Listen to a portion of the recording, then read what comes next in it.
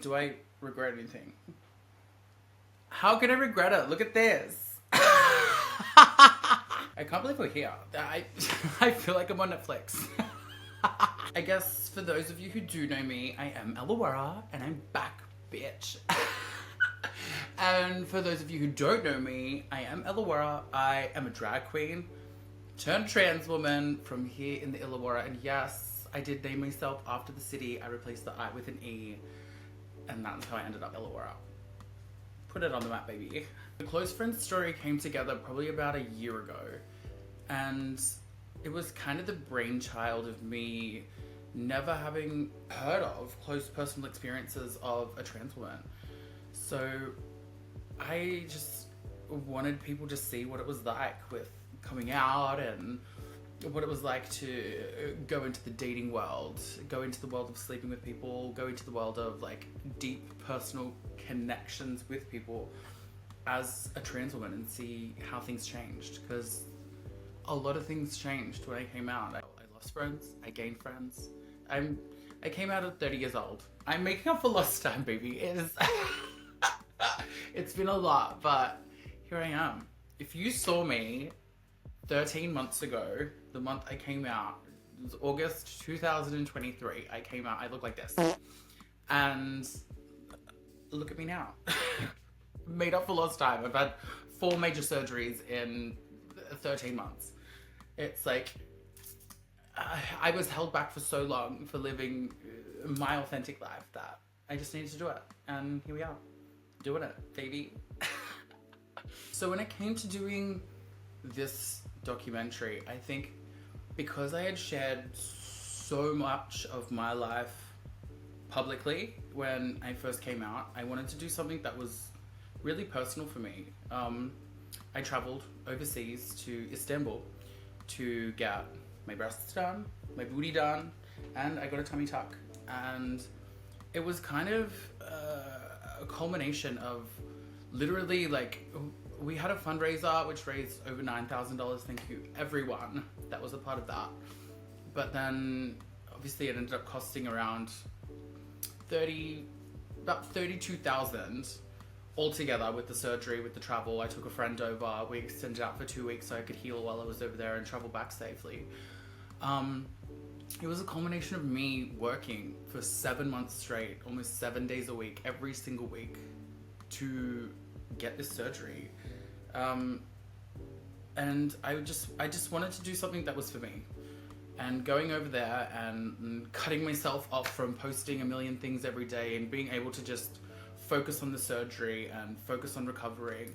And there was also like a kind of like a little bit, maybe a little bit horny, thinking about sharing so much with everyone and then just cutting everyone off until it was time to show the world what it's like. Like you can see at the moment, I'm still scarred up from the surgery. So it's like, it's a very long process of how it all worked. And I also kind of wanted to put this out there for other trans girls that are thinking about going and getting surgery, because honestly, the experience is very, very daunting. And if you're not somebody that has all the confidence in the world, how are you going to go and do this, especially in a foreign country, especially as a trans girl in a foreign country that is majority Muslim? It is terrifying to think about going there.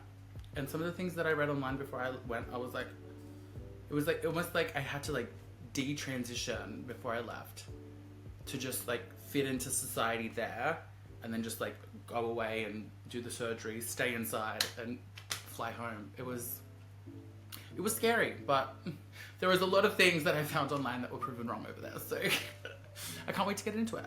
So the day was the 16th of September 2024, and I flew out from Sydney, Australia, over to Istanbul by way of Kuala Lumpur, which I met. Oh my god. Okay, so we flew in at like 7 a.m. and there was this girl working at the Illy coffee bar thing that they had there. And oh my, she did not want to be there. She was like this. Looked at me and then just went. And I was like, excuse me ma'am, I would like my iced latte. It is 7 a.m. I need a coffee before I have to get on my flight in 2 hours and fly over to Istanbul to change my whole life. So this is her. I love her so. There is so many icons that I met on this trip that I cannot wait to talk about, because going over to a foreign country where English is not the first language is crazy. And to be able to communicate with all the people that I got to meet and bond with them on a personal level has been crazy. So yeah, it's been a really fun experience. So we flew in, it took like, I don't know, the flight from Australia to Malaysia is 8 hours, and then the flight from Malaysia to Turkey is 10 hours. And we flew in on the Tuesday afternoon. It was like around 2 o'clock in the afternoon. And I just assumed, because my surgery was on the Wednesday, so I just assumed, oh, we'll get there. We had like airport transfers and all that kind of stuff, which is included in the package. I just assumed that we'll go to the hotel, go to sleep, I wait for my wake up call time, and then I go. But we got driven to the hospital, and because our driver didn't speak English, I didn't know what was going on. He dropped us at the hospital and not the hotel, and I was like, what the fuck is going on here? I got dropped there to do all like my pre-checks, so I had to go into the hospital.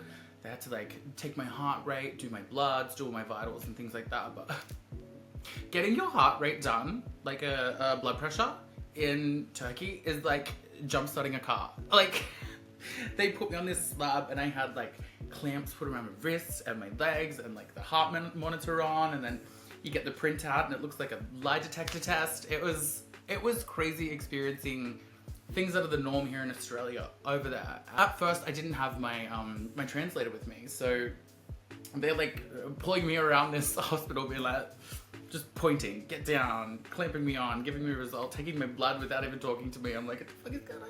Once I got the translator, all was good.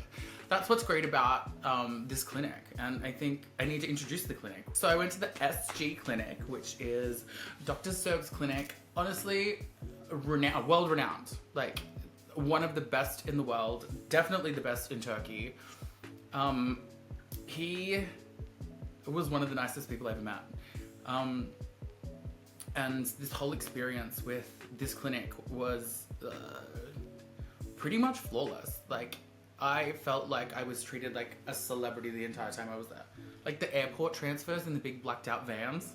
There was like chairs in these vans that you could like recline and put your legs up and just chill as they're driving you around the city. It was absolutely nuts. So yeah, the SG clinic, what a place. If you're looking at getting something done and going to Istanbul, you hit up the SG clinic, you go see Dr. Serb, and that team is absolutely iconic and will hook you up. Like, look, how could you say no? After the hospital, we went to the hotel. So it was our first night in Istanbul. We got driven up to the hotel, which is included in the package as well. So when you get your package, you get 1 night at the hotel, 2 nights in hospital, so you have your surgery day and then the day after, and then you go back to the hospital hotel for another 4 days, which is included in the package. Breakfast is included, really fucking fierce, especially when they can bring it to your room as well. Like when you're all chopped up and stuck in bed, when they come and deliver the food to your room, so good. But the hotel was so nice, like a gorgeous hotel. The staff there, so nice, checking in, checking out, so easy. The transfers from the hospital to the hotel in the big van, the driver will take your bag. It was so good. And make sure you tip. You have to tip in Turkey. So if you do go to this clinic, make sure you take some extra cash so you can tip all the workers that are helping you, because they honestly make life so much easier for you and everyone around you. Like I traveled with my friend Taylor, so who is also Saint Valentine, who is used to be a drag queen here in Wollongong. She now lives in Canberra. She came over to be my little nurse, so I love her so much. If it wasn't for her, my God, she stayed with me for the 2 days in the hospital, and like the first 2 days are rough.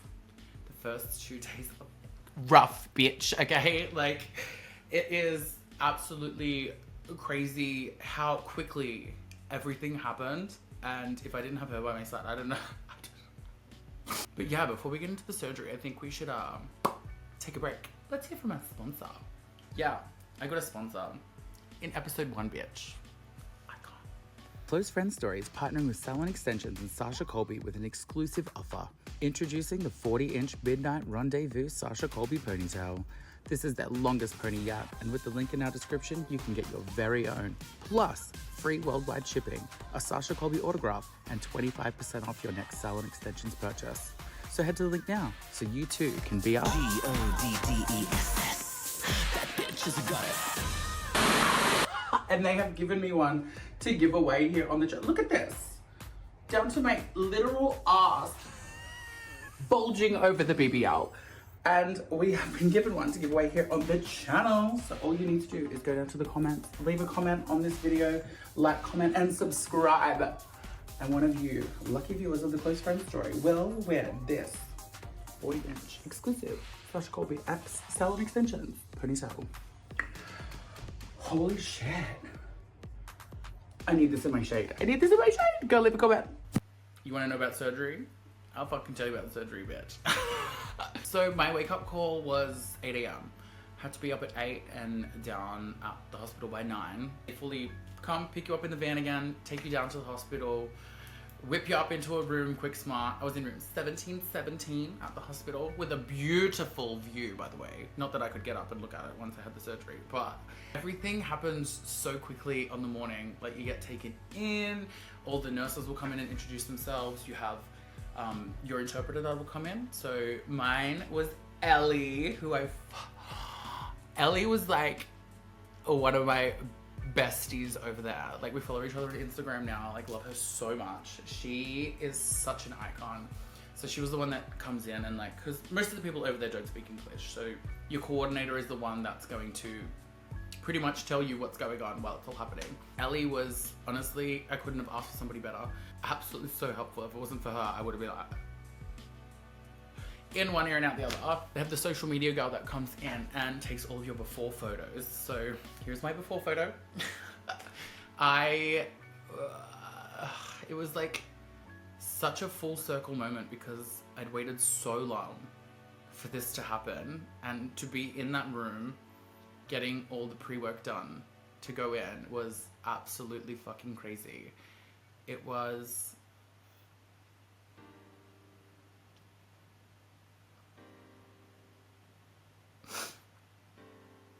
honestly one of the best moments of my life. Sorry. Okay, sorry.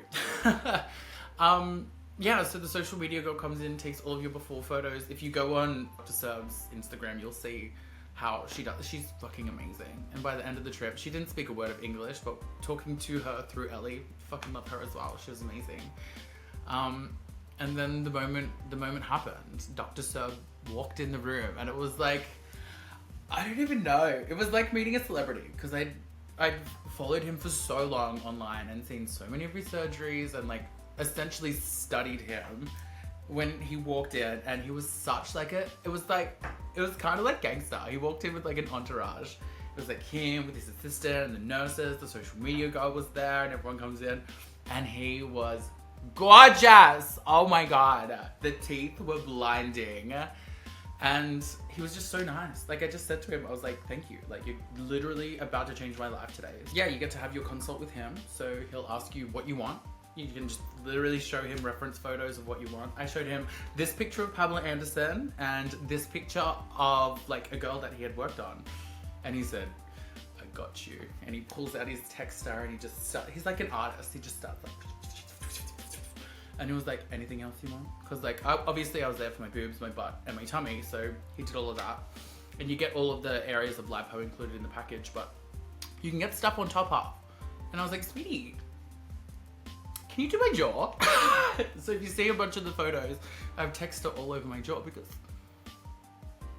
I've got the liposuction in the jaw too, mama. And yeah, honestly, it happens pretty quickly. The consult is pretty quick. I would say it went for a total of 5 minutes.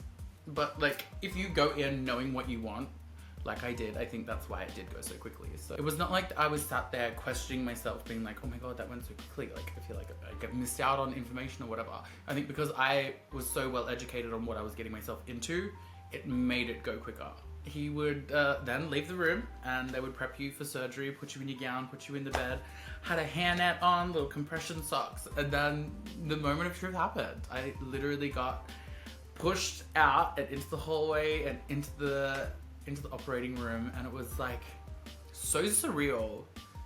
Going down the hallway into a lift, down to the operating level, and into this room that was just like, it was all green. I'll never forget the color, like brat green. Like I was having my brat girl summer in Istanbul, and there was like 17 people, none of them spoke English, and you're just like there, they strap you down to the bed and hook you up to everything. And I always thought that I would remember the moment where they're like, okay, I'm gonna put you to sleep now, but nope. I just fell asleep.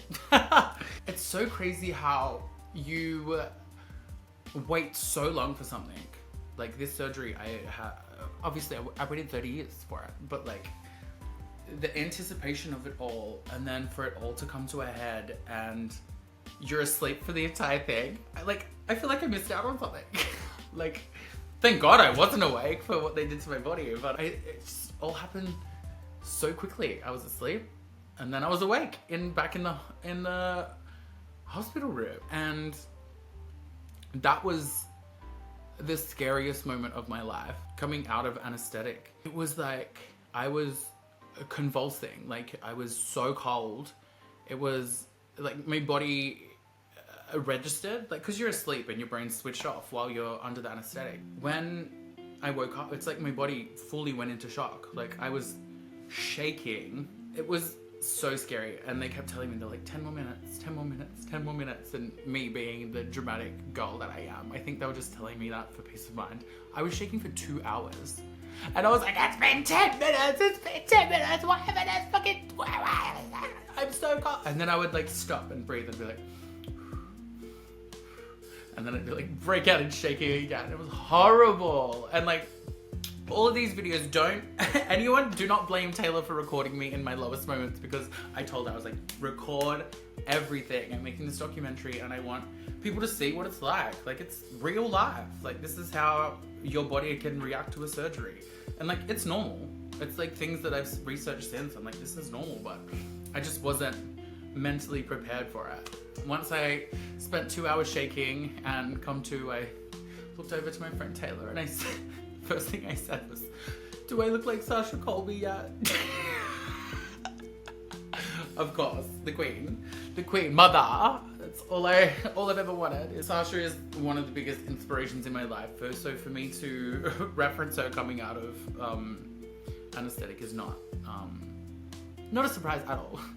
That was the moment that I realized I'm now in recovery mode. I was stuck in a hospital bed on a pretty much, like, I don't know what this degree is. If that's 90 degrees, I don't know if that's more or less than 90 degrees, but I was in a hospital bed where there's like, because when you get a BBL, you can't put pressure on your butt. So I was in a bed that had like a bit under my thighs up to my toes, and then a bit from my lower back up to my head, and then my butt was just in this void to not put pressure on it. So it was kind of like I was like suspended, balancing in this bed. And I was still like hooked up to the tubes. Obviously I was on morphine, and I still had a catheter in from the surgery as well, which, oh my God. So you're not allowed to get your catheter out until you walk. So I think it might've been like 4 or 5 hours after I woke up, and they were like, okay, it's time to see if you can walk. I also didn't feel, I hadn't felt more trans in my life than when they gave me, they call it the modesty robe. And it's like an embroidered robe from the clinic that they put over you, because when you're in your compression suit, all your junk hangs out. So obviously the girls with their little JJs, they're not flopping out everywhere, but here's me with my bits and bobs just flopping out. So they give you this modesty coat, so when you go for your first walk, everything's covered. Yeah, I'd never felt more trans than when I put that on, because they obviously make them for the biological girlies. I put it on, it didn't even come past my boobs, so my junk was just out. So my modesty robe was me holding it over my junk as we went for our walk. The catheter hurt. Having a fucking catheter is not comfortable at all. Like, yeah, you don't have to get up to pee, but like, it fucking hurts. The whole tube up your pee hole into your bladder, so you don't have to go to the bathroom. And I had never experienced a catheter before. So when they came in to do my walk, I was like, I'm going to walk. I want this thing out. And I got up and I I went for my first walk with the nurses. I literally just got up, walked 3 meters to the door, and then walked back. And as long as you can get past the toilet door, they're like, you can make it to the bathroom, let's take the catheter out. And I had never felt more excruciating pain than a catheter being extracted from my body. It was like glass shards being like pulled. I do not know how people sound. I work in a sex shop part-time, and the people that sound, props to you, because if you can deal with that pain, bitch, I don't know how you get pleasure from it. I was successful in my first walk, so I got to get my catheter out, and then I was able to go to the bathroom. And doing your first wee after surgery, I was in there for like 45 minutes. I couldn't pee. I don't know if it was like performance anxiety because there was so many people around, or if it was just like the function of my urethra changed because of the catheter, but I was just like sitting here on this toilet like this for like 45 minutes while it just like dribbled out. It was a lot, but great experiences to be had when you go and get surgery. But honestly, the first 2 days while I was in hospital were like, there was a lot of pain. Like, if it wasn't for the morphine, I probably would have, like, it got to a point where my pain peaked, and it was on the second night I was in hospital, and it got to the point where I was like screaming. Like, I had to wait because they like wean you off the morphine. I was on a 4-hour break, I think, from the last bag I had to the next one, and I was in so much pain like 2 hours into that 4-hour break that this poor night nurse that came in, I was like, give me this, I turned into the devil. I was in so much pain, but that was like the peak. Everyone has asked me what has the pain levels been like, and it was like the first 2 days were like excruciating, but once you get over that hump, it's like smooth sailing. I definitely peaked at me screaming at this poor overnight nurse to give me morphine, which she did, thank God. She gave me a big bag of morphine, which put me to sleep, and then I woke up, and then that put me on like the smooth sail to recovery, because I knew I'd have to go to the hotel the next day, and I'm like, how am I gonna do this if I can't even deal with the pain here? I'm literally just going on strong painkillers when I leave. It was very scary and very painful while I was in hospital, but once I got back to the hotel to recover, it was much more relaxing as well, not as like such a busy situation that you put in. Also, hospital food after surgery, after getting these surgeries, I had like deconstructed fucking Greek salad with cheese for 2 days. I guess they didn't want me to poop yet. You know what they say about the first poop after a BBL? Come on. I dropped a bomb. Poor Taylor in the hospital had to feed me, literally hand feed me, and I was so out of it. I can't even remember coming out of the anesthetic, and I woke up at 3 in the morning and woke her up. She was on a couch next to me, the poor thing, and I made her FaceTime my mom at 3 in the morning. I made her hold the phone in my face, and I was just like so out of it. And I didn't even remember this until she told me like 2 weeks later. It was like coming out of anesthetic, your mind is just so scrambled, you just don't remember a thing. I think the most crazy thing that happened to me in the hospital was getting the photos and the video. On day 2, Dr. Serb comes in to just like check up on you, and he comes in with his big iPad, and he's like, so this is what your body looks like. I was like, what have I been through? What have I done? Oh my God. It was like, saw my booty with all the fat transfer put in there. And then I got to see the video. Like, if you've seen my surgeon's Instagram, there is the video of like the body on the surgery table with, if they do get a tummy tuck, you have skin removed. So I saw my body sitting on this table with my new boobies out and my old skin just sitting over. And he gets it and he peels the old skin off to reveal the new body. And when I saw it, I was like, that was the moment. That was the moment I realized I'd done it. I did it. Like, all this lead up was so worth it, because I finally got to that place where I was done. The surgery was done. So he honestly changed my life. So yeah, once you get back to the hotel, it's like you're in the full swing of recovery. You're there for another 4 days, and this is when things start happening. The nurses come and visit you every second day to give you your blood thinner injections, change all your dressings and stuff like that. And then on the off day is when you get your massages. So you get 2 lymphatic massages included in your package, and my God, everyone warned me at how painful these massages would be, but trust me, I fucking loved it. You will have drains hooked up to you, especially if you get your boobs and your butt done at the same time, and your tummy tuck. So I had 2 drains in my groin, 1 at the top of my butt and 2 coming out of my boobs. And these lymphatic massages are for your masseuse to come in. Shout out to Ellawarra, like my literal mother on this trip. She called me her daughter the whole time. I loved her so much. Like, I know that I paid them like $24,000, but when I tell you, they treat you like literal family there. Like, there was a time that Taylor had to go from the hospital up to the hotel and back down. And in the hotel transfer, there was another girl that was at the hotel. They got the same surgery as me, but with a different clinic, and she was not getting the same treatment. She wasn't getting any follow-up. She didn't get BBL pillows. She didn't get, like, nothing. None of the extras you get at the SG clinic, she was not getting. So that's how I know my clinic is good. You are getting all this follow-up included, and it was just so worth it. But yes, Elvira, my mother, will come in every second day and do your lymphatic massages, which is a pretty invasive massage, which is like them pretty much massaging all of the loose liquid in your skin to these drains to like get it out. I felt like an orange being squeezed every second day, and trust me, I was a thick, juicy orange because the juice coming out of me, oh my God, it was like so much. Honestly, they make you feel so much better. Like, the fluid buildup actually gives you pain. Like, you'll feel pain under your boobs, and that's because of the fluid buildup, or you'll feel pain in your stomach because of the fluid buildup. And if it wasn't for these massages, I probably would have needed more painkillers. You get 2 included in your package, but because I extended out for 2 more weeks, I would get her to come to me every second day. Like, they're not cheap, but they make your time there worth it. And your travel home worth it as well, because some people travel home after a week and still have fluid in their body, and it's painful.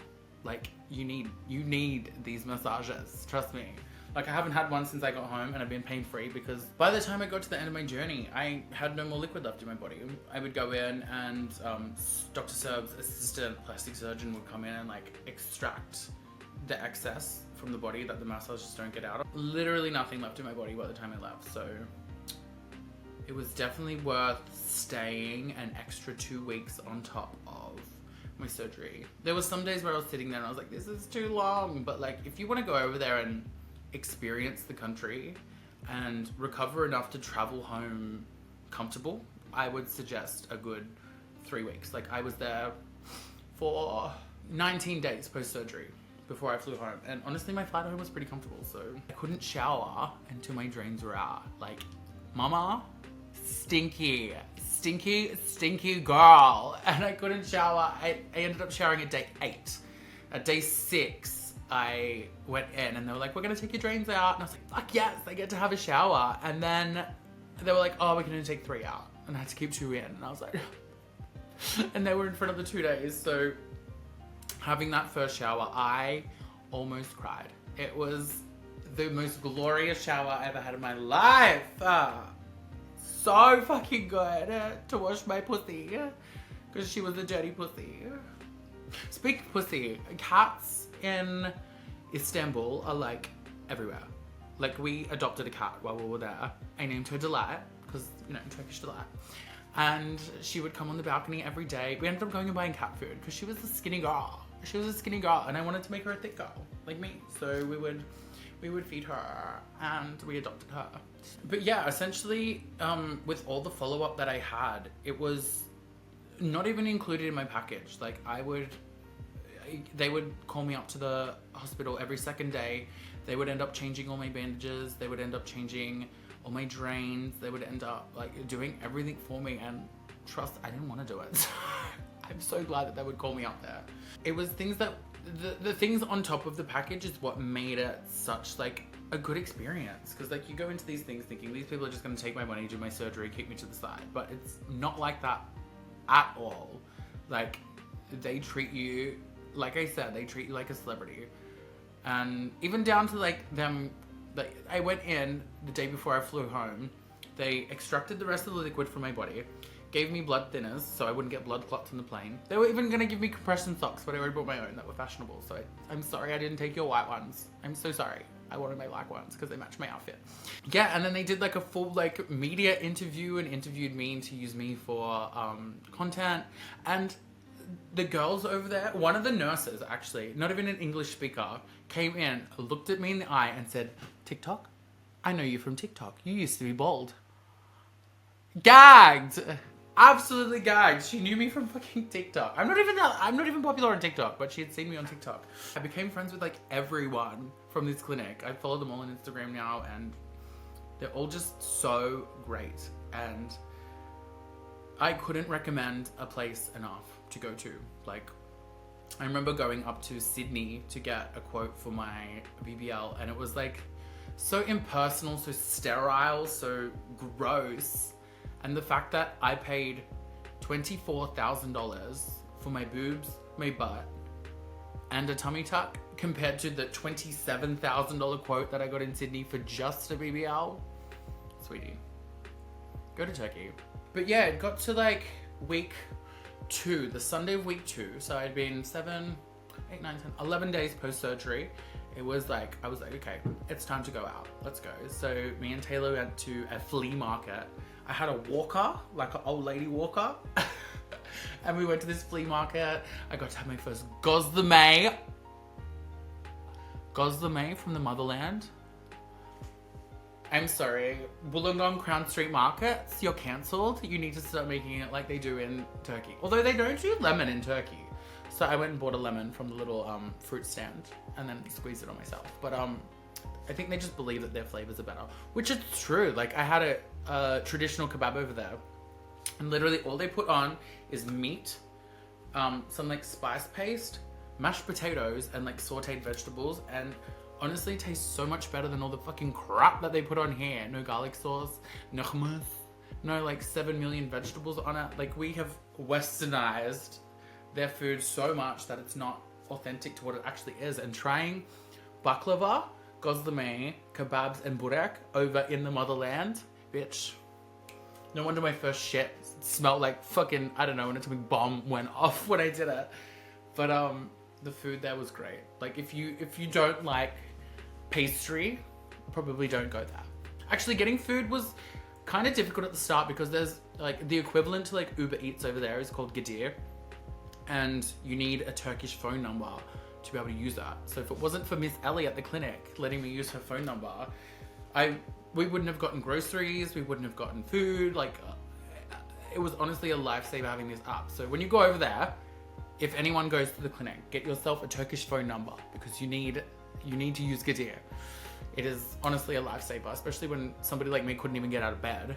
And I didn't want Taylor going out into the country and getting attacked by herself walking home. So yeah, it was the lifesaver. Love that shit. So good. So fucking good. But yeah, I got to week 3, and every second day I set myself a goal. I was like, I'm gonna go out every second day, do some touristy stuff, go to the markets. They have some of the best knockoff designer stuff. I've got 15 new handbags. All these new outfits. If anyone sees me with my handbags, don't call me out for it being fake. It's genuine Turkey. Okay? I know it's fake, okay? I didn't want genuine Italy. I didn't want genuine France. I wanted genuine Turkey, and that's what I got. But yeah, going out into the public as a trans girl was the most daunting thing, because we did a lot of research into how like our community gets treated over there, and there was like some horror stories of like people getting beat up in the street. There was a story about like 3 weeks before we left, somebody got put in jail just for presenting as gay, like, because they don't have like, okay, it's not like illegal to be gay, but there's no laws to protect the gays over there because it is a majority Muslim country. It's like kind of scary not going into it with like having experienced it before. But I think me and Taylor, we kind of like didn't put ourselves in a situation where that could happen to us. We would always get an Uber from the front door to a touristy area or the front door to the hotel. And while we were with like the hotel package, there was no problems at all. Like, so I think definitely if you're going to go, definitely be cautious as to where you're going and what you're doing, and stick to the tourist areas because they want your money. They're not going to treat you like shit.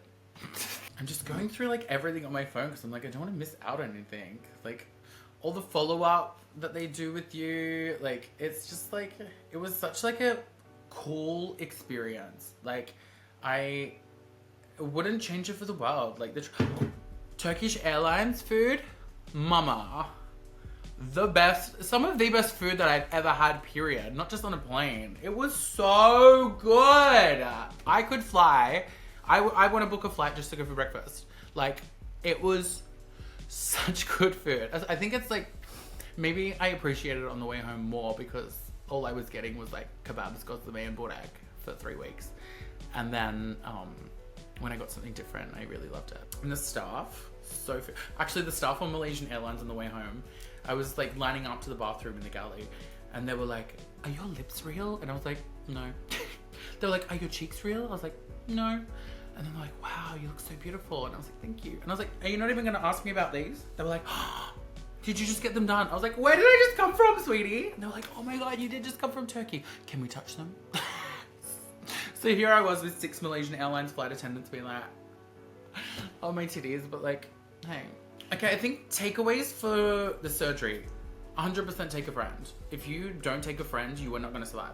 Like it was a lifesaver having Taylor there. And yeah, it might have cost a lot of money to fly a friend over and have to get a bigger Airbnb so we had like our own beds and space and stuff like that. But like, honestly, you need to do it. Number 2, judging from other people's experiences, go to my clinic. Like, it might cost a little bit more. I think it's on the higher end of price in Istanbul, but compared to your home country, baby, it's cheap. And definitely use Dr. Serb because he's like the best in the world. Like, look at my body. Look at the material. Look at it. Look! Even the lights are flashing. They love it so much. Look at this flat stomach. Look! I did not look like this before, people. I did not look like this before. And definitely be very cautious with the way you travel. Like, don't put yourself in a situation where you're gonna get treated as the minority. Like, be careful, travel safe, use like Ubers, use public transport and things like this. Like, and stick to places that want your money. That's what I noticed. Like, obviously everyone at the clinic were beautiful, amazing people, but at the end of the day, you're paying them thousands of dollars. Of course, they're going to treat you well. Go to the markets where they're going to want to take your money. Go to the tourist areas where they're going to want to take your money. Don't just be walking through random streets at night that you don't know, and don't be going to like clubs.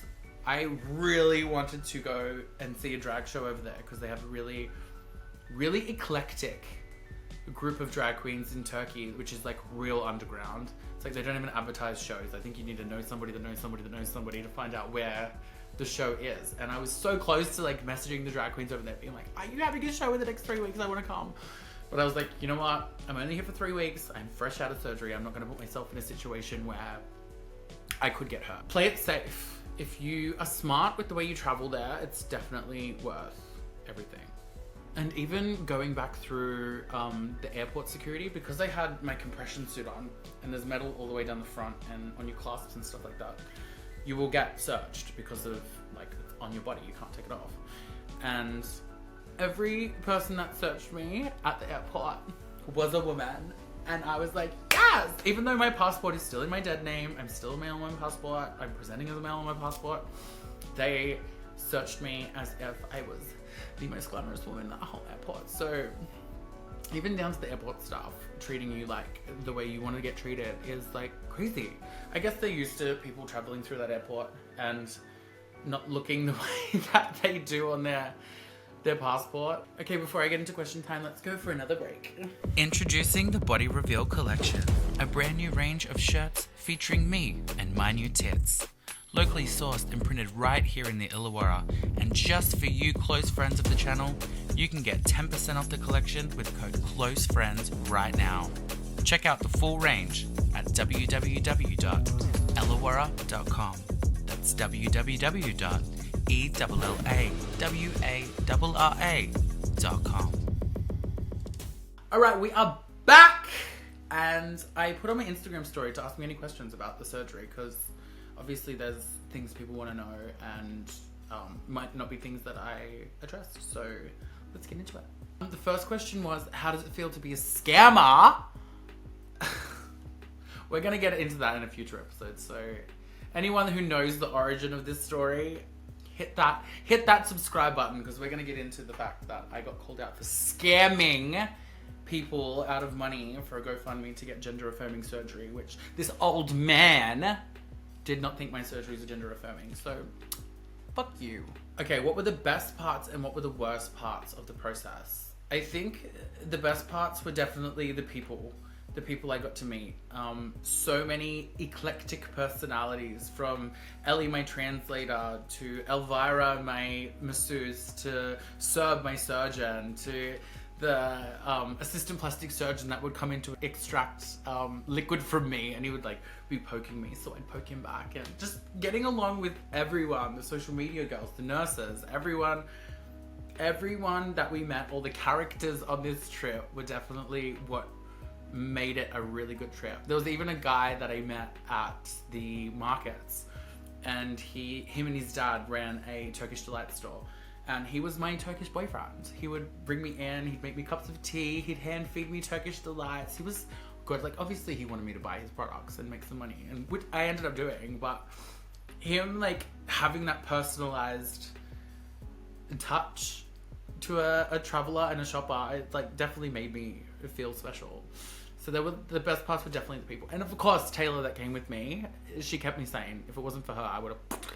The worst parts would probably be your overnights at the hospital. You are at peak pain. There is skeleton staff on at the hospital that don't speak English, and communicating with them is really hard. Like, Taylor had to advocate for me a lot in the hospital, especially on the overnights, for me to get painkillers, for me to get water, for me to get fed. And yeah, if it wasn't for Taylor being there on those overnights at hospital, I think it would have been a struggle. Would I recommend other people go to Turkey? Now, I don't know, like, I don't know if you mean just for like regular travel. And if you are a male or a female who are straight and just travel normally to experience culture and to do shopping, yeah, go for it. Go for gold. I think it's a bit more cautious when you're a queer person traveling over there. I definitely wouldn't have traveled there without getting the surgery, if that makes sense. It's not a place that you're fully safe all the time. So yeah, just think about it before you go. This is a long one, I gotta read it out. Has your idea of who you are as a woman changed your surgery or been reaffirmed? I don't know what that means. Like, I definitely feel like my gender is affirmed from these surgeries. Like, I look at myself in the mirror now and I say, I can see a woman. Like, you can tell from my before and after photos that I was living in a man's body, and I hated it. I did it for 30 years, and all I've ever wanted to be is this. And now that I have it, it's like...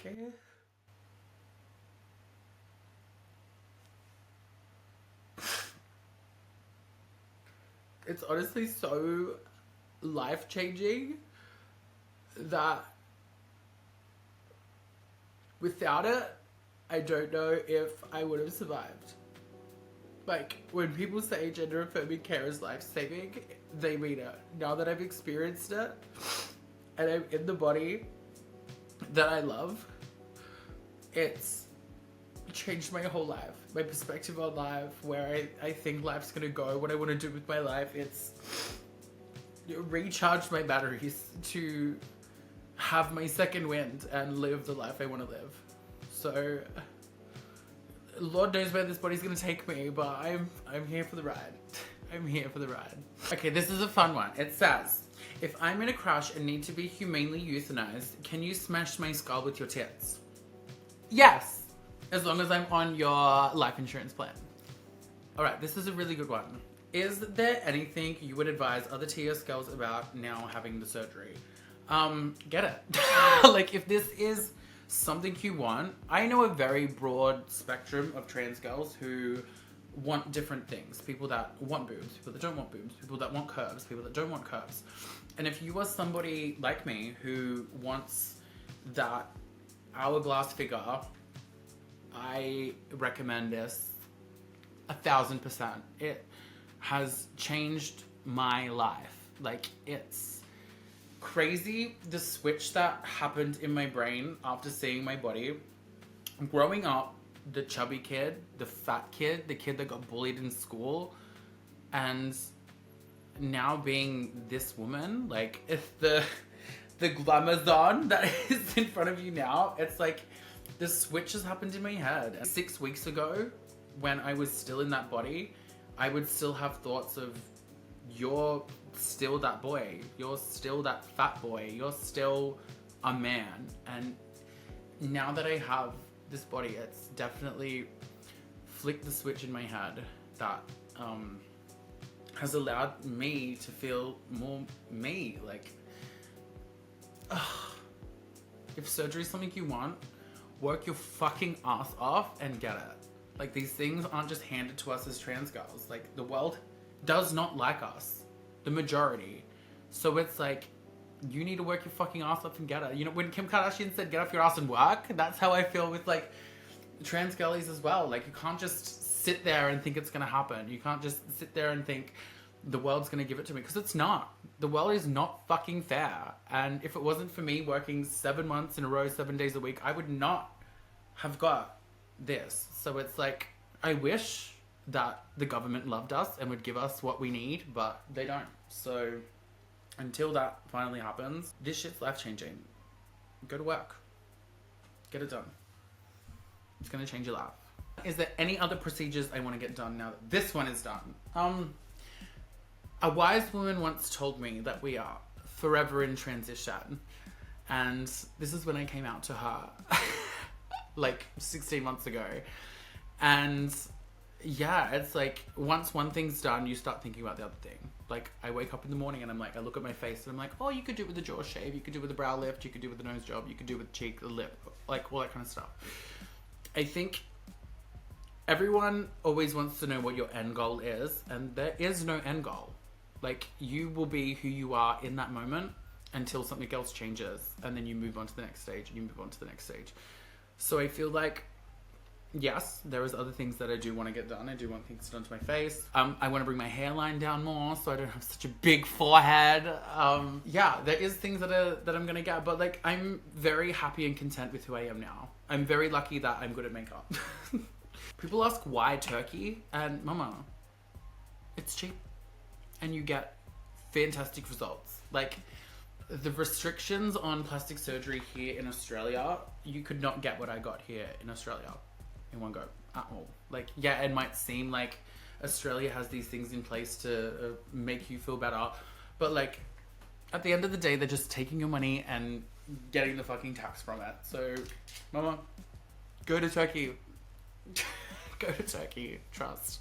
Another question is, what has changed since I got home? And I don't want to toot my own horn, but all the guys that I had been with leading up to this, knowing that I was gone, definitely it kept me company while I was overseas. They would be checking in. Ella, how are you feeling? How are you going? How's surgery? How's recovery? Can't wait to see you when I go home. I know you can't wait to see me. You can't wait to come and see me.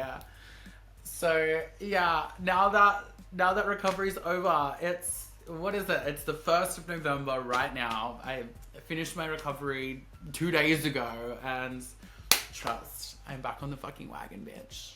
And by wagon, I mean cock. I think when I turned 30, I realized that not everybody's gonna like you, but also at the same time, you don't have to like everybody. There's gonna be people you encounter along your way on your journey that are just gonna make you feel like absolute fucking shit, but just know that these people are the unhappy people in life. I'm on top of the world, feeling as the happiest I ever have in my life, and I owe that all to coming out as a trans woman, getting surgeries, feeling affirmed. Who cares what people think? At the end of the day, who gives a fuck what people think? You are you. Be you and fucking shine, bitch. Like, I cannot express to you how happy I am now that I'm in this body. Like, it is absolutely fucking crazy. And the very last question is, what was the most unexpected part of my surgery? It was the reveal. Like, me going to the hospital for a checkup and getting my compression garment taken off for the first time, and me being able to look at myself in a full-length mirror and being able to see the whole vision. It was one of the craziest moments of my life. I'm never gonna forget that moment, looking in that mirror and my face just dropping and feeling so complete. Yeah, it was definitely an amazing moment. Thank you all for joining me for the body reveal documentary. This channel is gonna be honestly an exploration of so many different things. So I can't wait to bring you all along for a ride, and I can't wait for the Close Friends story, the series, to start. My new talk show where I do a deep dive into my close friends and the people that you have seen on TV. Oh my god, I've got to do like a YouTube outro now. Make sure you hit that subscribe button. Make sure you like this video, leave a comment below, and hit that bell icon so you're notified the next time I upload another video. Oh my god, I'm a natural at this. This is so good. The Close Friends story. How good is that fucking name, by the way? Okay? I claimed the Close Friends story. I took that fucking Instagram feature and I made it a YouTube channel. How good. If you have any other questions about the surgeries, make sure you put them down below and I will reply to every single comment, because I don't want anyone to be misinformed about the process. There was a lot of things, like I was there for 3 weeks. This video goes for, well, not even an hour. So like, there's definitely a lot of things that I've skimmed over and are only surface level. So make sure you pop down in the comments whatever else you want to know, and I'll make sure that I can get back to you. On Bumble, I have an opening message which is, what was your dream job as a kid? And some of the things that come through. So when I was young, I wanted to be covered in tattoos and ride motocross. Only got halfway there. I wonder if he's covered in tattoos. He's covered in tattoos. Actually, damn, Scott.